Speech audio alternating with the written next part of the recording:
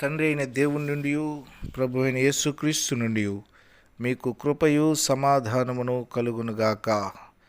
నేటి వాక్య ధ్యానము సామెతల గ్రంథం 3వ అధ్యాయం 19-20 వచనములు. జ్ఞానము వలన యెహోవా భూమిని స్థాపించెను, వివేచన వలన ఆయన ఆకాశ విశాలమును స్థిరపరచెను. ఆయన తెలివి వలన అగాధములు ప్రవహించుచున్నవి, మేఘముల నుండి మంచు బిందువులు కురియుచున్నవి. ఈ వాక్య భాగములో ఉన్నటువంటి సత్యాన్ని ఆత్మదేవుని ద్వారా కొన్ని విషయాలు తెలుసుకుందాం. అందులో మొదటిది మనం గమనిస్తే, ఆయన భూమిని స్థాపించాడు. ఒక ఆలోచన కలిగి, ఒక ప్రణాళిక కలిగి దానిని స్థాపించాడు. రెండవది, ఆ భూమిని స్థిరపరచాడంట. ఆ స్థిరపరచడము అనగా భూమికి ఇబ్బంది లేకుండా భూమిని కాపాడుటకు ఆకాశ విశాలమును స్థిరపరిచి భూమిని కాపాడాడు. అదే భూమిలో అగాధ జలములను ప్రవహింపజేస్తున్నాడు. ఈ రోజుకి భూమి కింద ఉన్నటువంటి నీటిని మనము ఎక్కువగా ఉపయోగించుకుంటున్నాం. అయితే మేఘముల నుండి కురియుచున్న వర్షము అని సెలవిచ్చాడు. అనగా భూమి లోపలే కాదు, భూమిపై కూడా జీవమునివ్వాలనే ఒక అద్భుతమైనటువంటి ఆలోచన కలిగినటువంటి దేవుని యొక్క ప్రణాళిక.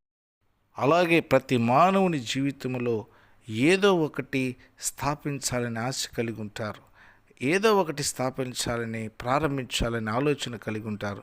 దానికి కావలసినటువంటి సత్యం ఏంటంటే జ్ఞానము, వివేచన, తెలివి. ఈ మూడిటి ద్వారా స్థాపించబడుతుంది, స్థిరపరచబడుతుంది, అది ప్రవహించబడుతుంది అనేక మందికి ఆశీర్వాదకరంగా. ప్రియమైన దేవుని బిడ్డలారా, అపోస్తులైన పౌలు అంటున్నాడు, కొలస్సీలకు రాసినటువంటి పత్రిక 2వ అధ్యాయం 3వ వచనములో, సర్వ జ్ఞాన సంపదలు ఆయన యందు గుప్తమై ఉంటున్నవి. ఆ గుప్తమైన ఆ సంపదలను, ఆ జ్ఞానము, వివేచన, తెలివిని ఆయనను మనం అడిగినప్పుడు మన జీవితాల్లో ఆశీర్వాదకరంగా ఆయన మనకు అనుగ్రహించేదానికి సిద్ధముగా ఉంటున్నాడు.